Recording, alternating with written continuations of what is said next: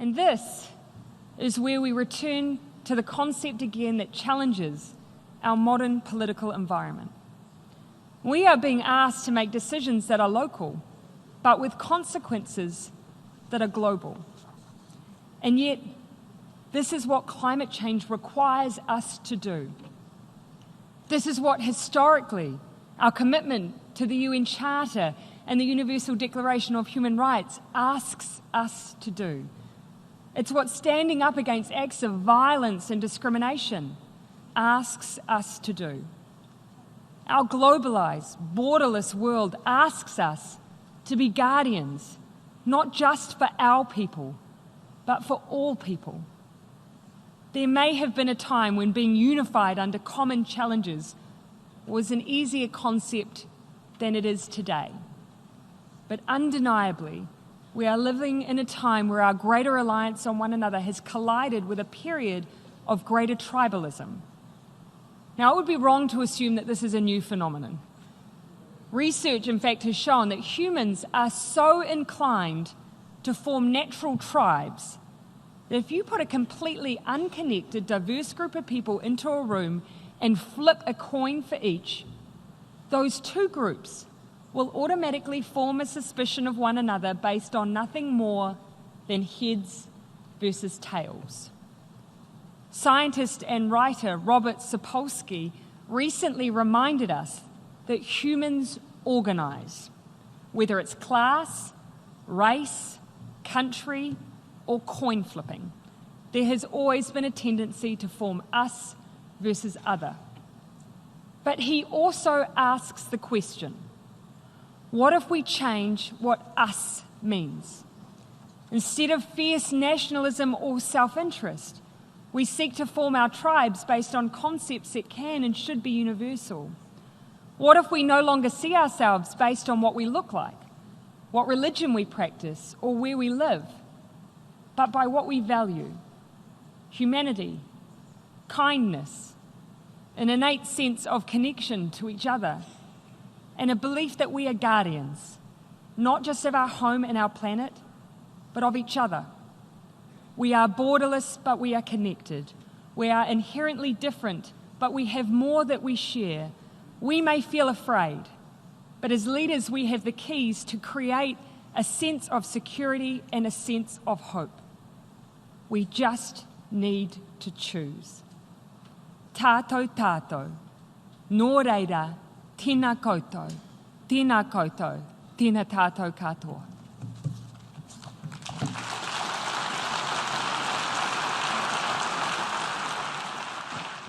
Okay, so in other words, if you want to understand why did this behavior occur, you've got to take into account everything from 1 second before to 1,000,000 years before. Okay, so what do you conclude from that? Ooh, it's complicated.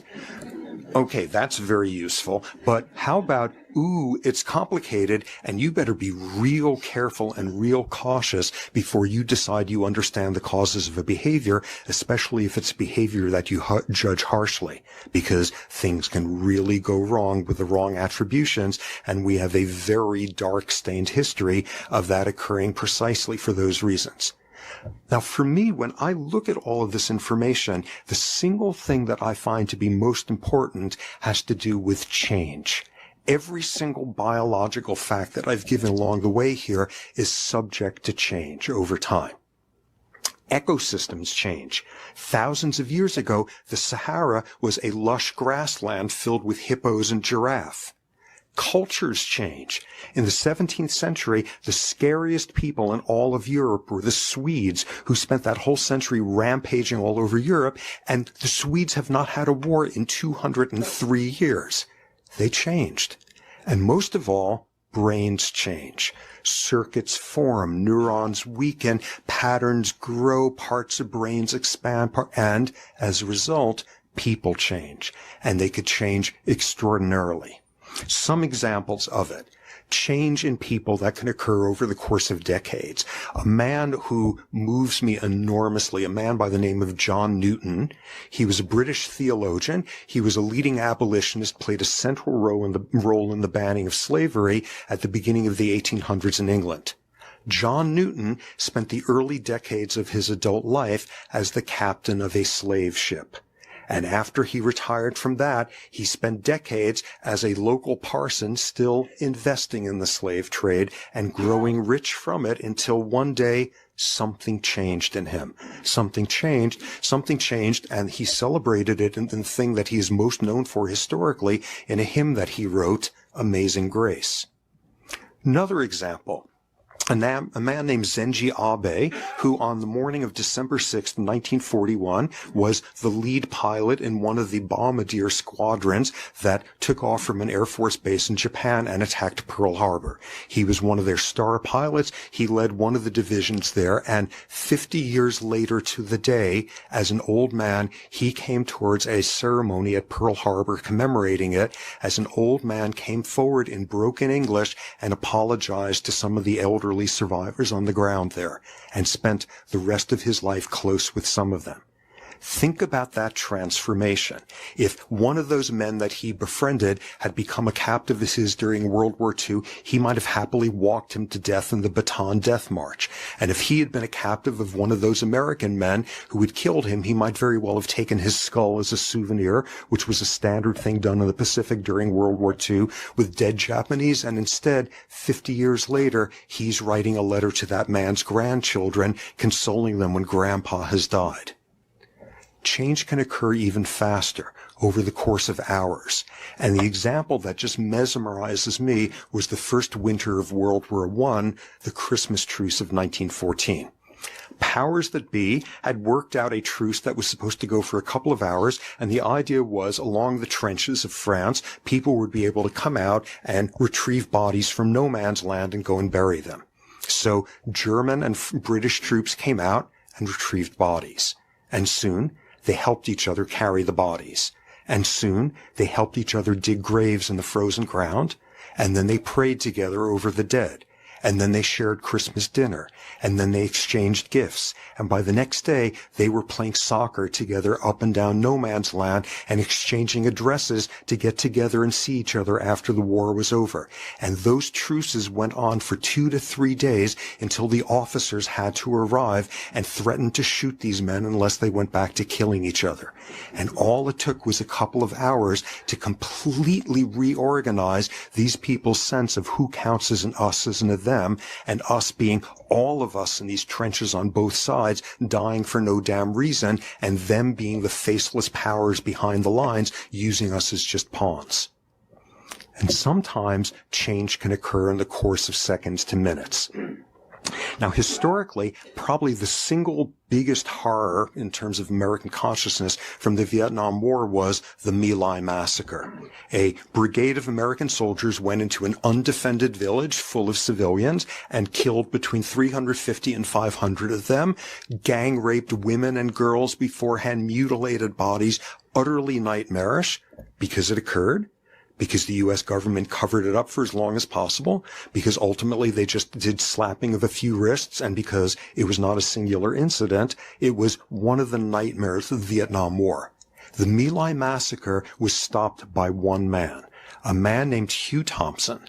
Thompson was piloting a helicopter gunship, flying over the village, and was seeing American soldiers firing activity. Oh, they're under attack by Viet Cong, landed there, got out, and was viewing the incomprehensible sight of American soldiers shooting elderly women, digging out babies from underneath the bodies of their mothers and shooting them, and figured out what was happening. And Hugh Thompson got into his helicopter and in the course of minutes undid every bit of training he had had as to who is an us and who is a them. He took his helicopter, landed it between the last group of surviving villagers there and American soldiers coming at them with their weapons, landed his helicopter and turned his machine guns on the American soldiers and said, "If you do not stop, I will mow you all down."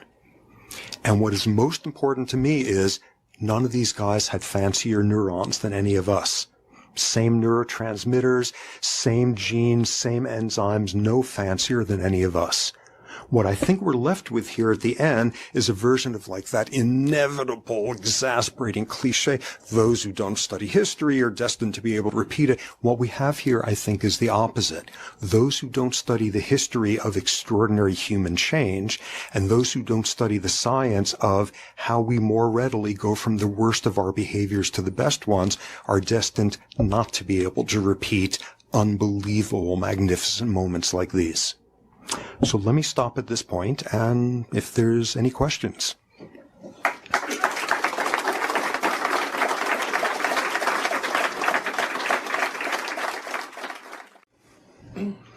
Well, you did mention Richard, the Buddhist, but I have a sense that in my life, at least, I've been exposed to a number of techniques for creating people that are like that. For example, Buddhist people who practice vipassana, people who undergo psychoanalysis, or theories, activities that come from that, group relations work or group therapy. There are tools that have that effect. What I'm wondering about is why those things are not customary. They're not institutions. I mean, we don't have, for example, UDC doesn't have a program to cause people in the community to meet together. There are packages that can do that, but it doesn't happen. And why is that? Well, the easy punchline is because they're usually really hard to do.